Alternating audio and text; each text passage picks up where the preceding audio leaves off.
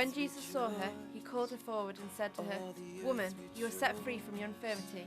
Then he put his hands on her, and immediately she straightened up and prayed to God. Particularly in recent years,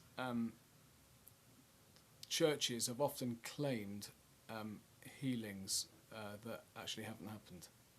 So they've maybe seen something, and they got very excited about it, and it may have been exaggerated, and then Chinese whispers is passed down, and then it's turned out that actually it wasn't quite what it was being claimed to be, and that is very damaging, not just to the reputation of a church, but to the reputation of the gospel. Gospel is simply, it's a kind of non-mysterious word. It's not a religious word. It's a pretty ordinary Greek word, but it implies good news. So the Christian story to us is good news on many different levels. It's good news because it says something about being made whole emotionally. It says something about being made whole mentally. What we mainly see in terms of healing is the process of transformation as people give their lives to Jesus. And then we see them getting free of addictions. We see them getting set free from anger and a lot of emotional pain. And then also start to see them have a different perspective and realise that they can live a life that's different from the life that they've had. The story of Lourdes is a story of a young girl about 150 years ago called Bernadette. One day she went down with various friends to the town rubbish dump where they were collecting firewood, and she had this vision of Mary, and on sort of subsequent occasions the vision, Mary told her that the place was going to be a place for people to be drawn to, that she should build a church for people to come and pray in, and that there was waters for healing. She was to dig in this particular spot where the rubbish was, and she dug down and there's a spring there. Over the years there have been various healings attested to.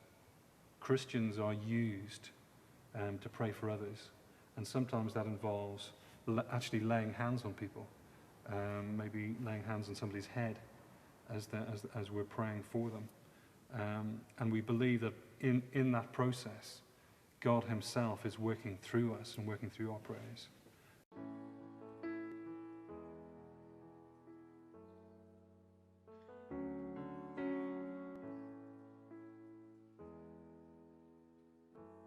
And he touched their eyes and said, "According to your faith it will be done, and their sight will be restored." And there was a few weeks back when there was a guy who had a frozen shoulder, and one of the team, Pete, had prayed for him. So we had this guy that wanted prayer for his shoulder because God had told us that he needed prayer, and we started praying for him and not a lot happened, and we asked God what was the cause of it, and God said that there was some sort of release that needed to happen in the joint, so we prayed for release, and as we did so the guy felt heat in his shoulder and he got much more movement back in his arm. It was a healing service, and one of the concerns in my group was that there's one of the children who has some physical disabilities, was a concern that because these are disabilities she's been born with, that we don't raise her hopes. And so it was down to me to have a chat with her just beforehand to say this is something we can ask prayer for, but who knows what God might do. Here at Trinity we will not claim something to be true unless we're absolutely certain that it happened. And so whilst we pray for healing and we see people healed and changed and their lives transformed, we don't want to be making claims that we can't verify or prove. Hope is what starts that whole healing process, really, isn't it?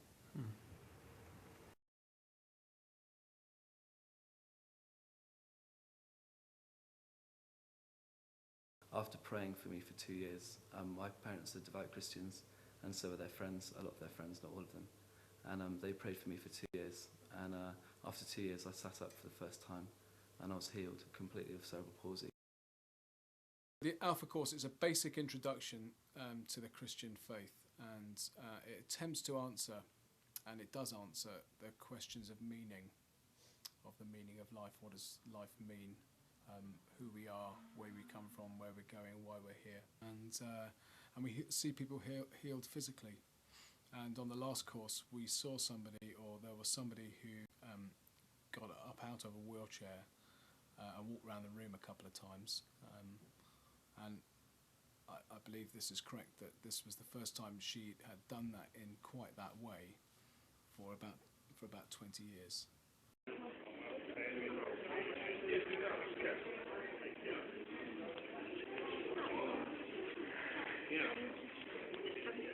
In the Bible, when we see Jesus encountering people, especially those who are sick or who had some problem, he didn't say to them, "You'll have to follow me first before I'll do something for you."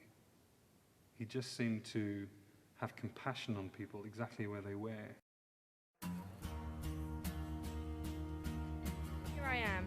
I stand at the door and knock. If anyone hears my voice and opens the door, I will come in and eat with him, and him with me. And so I don't think you have to be a Christian. I don't think you have to be religious in a way to experience God's healing.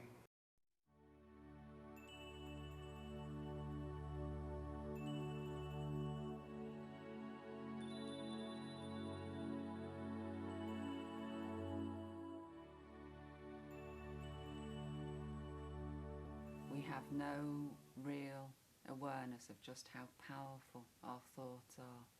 And we can have good thoughts and we can have bad thoughts, can't we?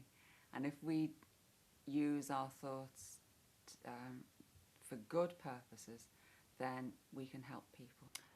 Olivia was born on 16th of September and she was 14 weeks early. She came into this world weighing 1 pound 1 ounce, and she spent the best part of about 9 to 10 weeks in an incubator.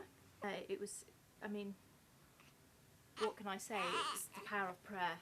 But the most amazing thing is that she fought her way through all of that and survived, and I think it's just amazing, it's incredible that she has got this far. And a lot of people in hospital still refer to her as the miracle baby, because I don't think some of them expected her to survive.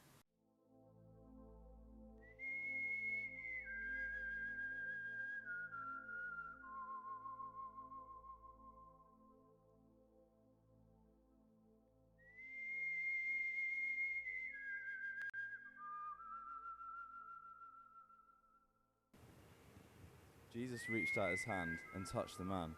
"I am willing," he said, "be clean." And immediately the leprosy left him. The power of suggestion is very powerful. And some people can come for Reiki and think, I don't think it's going to make any difference. So it won't. Some people are healed when we pray for them. Some people aren't. And I don't know why that is. And Christians have wrestled with that particular question for a long, long time. But I do know that some are healed in response to prayer.